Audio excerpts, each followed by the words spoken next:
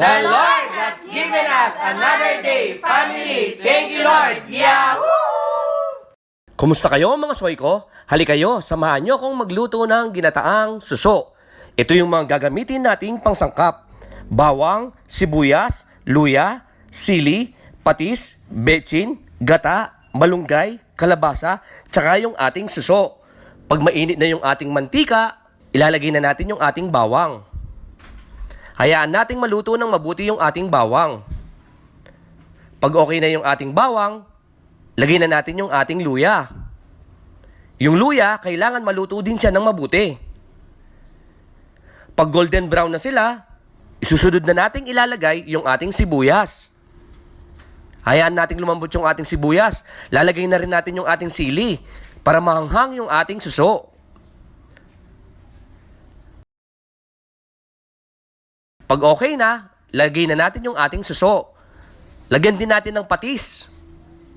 Haluin natin ng mabuti para manuot yung hanghang ng sili sa ating mga suso. Yan, ikalat lang natin. Takpan natin ng ilang minuto para maluto yung ating suso. Pag kumukulo na, ilalagay na natin yung ating kalabasa. Haluin lang natin. Pagkatapos nating haluin, tatakpan natin ng ilang minuto para lumambot yung ating kalabasa. Tignan natin uli. Haluin natin para magpantay-pantay yung luto ng ating kalabasa. Pagkatapos nito, takpan natin uli. Yan hanggang kumulo. Pag kumukulo na, lalagay na natin yung ating unang gata. Ganon din, lalagyan na rin natin ng betchin. Nilagyan ko ng betchin, nasa sa inyo.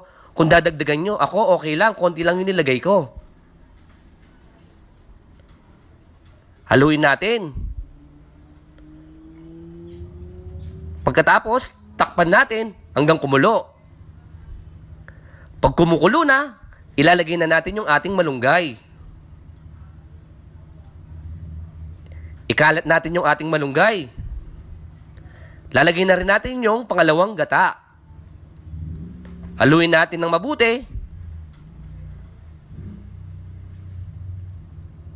Ikalat-kalat natin yung ating malunggay.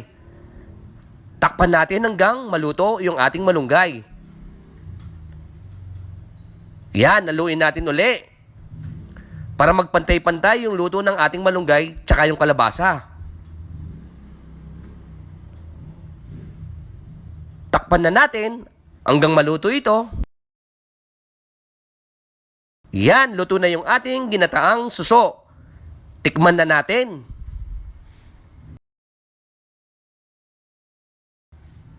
Malinamnam. Nyama na soy. Paki-like and follow niyo po ako sa aking Facebook account. Salamat po.